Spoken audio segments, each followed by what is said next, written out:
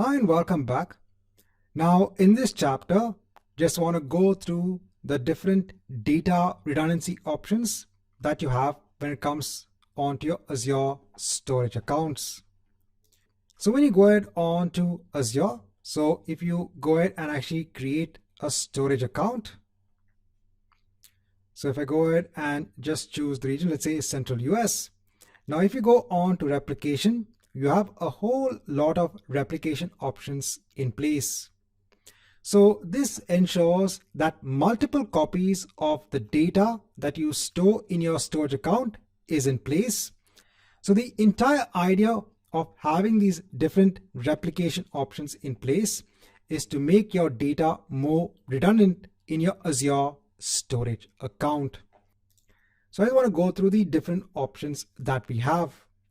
Now, the first option is locally redundant storage. So this is the least cost option when it comes to replication. Now, please know that you need to have a replication option chosen for your Azure storage accounts. Now, when it comes to locally redundant storage, over here, this basically helps against any sort of failures which could happen onto the hardware devices which is holding your data. So over here, you have 3 copies of your data which is made across multiple hardware devices. All of these are located in the same data center. So let's say you have different racks. So each of them might have their own power supply, or each of them might have their own cabling, networking, etc. So your data is actually copied onto each of these hardware devices.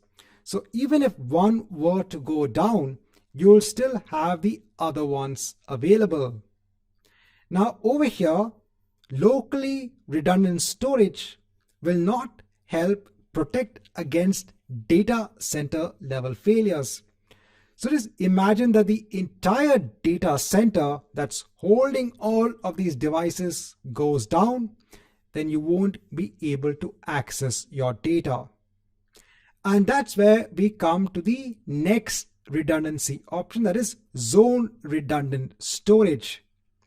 Now over here, multiple copies of your data is made across different availability zones.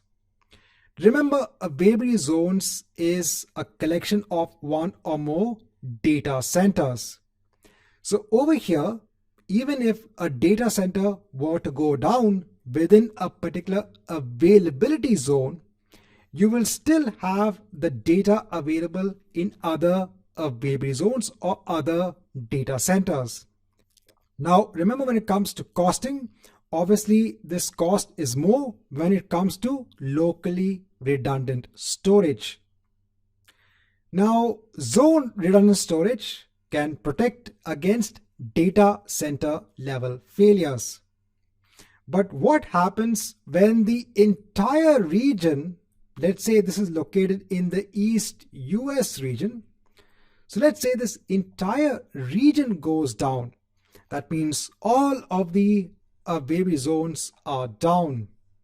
Then what can you do? So then you have this concept of geo-redundant storage.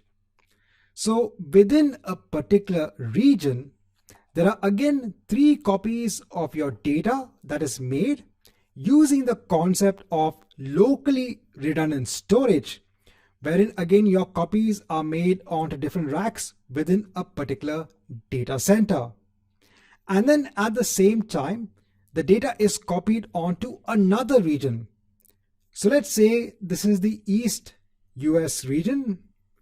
Then a copy of the data will be made onto the West US region. Now there is also another variant of geo-redundant storage, which is known as read access geo-redundant storage. Now in geo-redundant storage, right, copies are made of your data onto another region. Now the data in the other region is only made available to read if the primary region goes down. But let's say there is a requirement to ensure that the data can be read from either region, then you can go ahead and use read access geo redundant storage. So remember over here, when it comes to the costing aspect, this is more when it comes to zone redundant storage. Over here, you not only have to pay for the multiple copies of the data, you also have to pay for the data that's being transferred from one region onto another. Now, one quick note when it comes to geo redundant storage. So when data needs to be copied, from one region on to another using geo redundant storage, the decision on the secondary region is made on a concept known as paired regions. So there are paired regions which have already been decided by Azure. So all of the platform updates are actually serialized across the paired regions. So if I quickly just go on to Azure, so over here in Azure, I have an Azure storage account in place. So this is using geo redundant storage. Now over here, you can see when it comes to the locations, it is Central India and South India. So I had actually gone ahead and created this storage account in the Central India region. And now it is going ahead and replicating the data onto a paired region, that is the South India location. So if you go on to the documentation for business continuity and disaster recovery for Azure paired regions, if you scroll down, so you can see all of the paired regions over here. So if you go on to, let's say, the North America region, so over here you can see that the paired region for East US is West US. So when you go ahead and choose geo redundant storage and you choose to have your storage account in a particular location, the secondary region or location will be chosen automatically based on this paired region which you have in the documentation. Now the last two redundancy options that you have are, so you have something known as geo zone redundant storage. So remember, in geo redundant storage in the primary region, what's happening is that the data in the regions are replicated onto different racks in a particular data center. Now in geo zone redundant storage, it actually goes a step further. So over here in your primary region and in your secondary region, the data is replicated across different availability zones. And then obviously the data is replicated from one region onto another.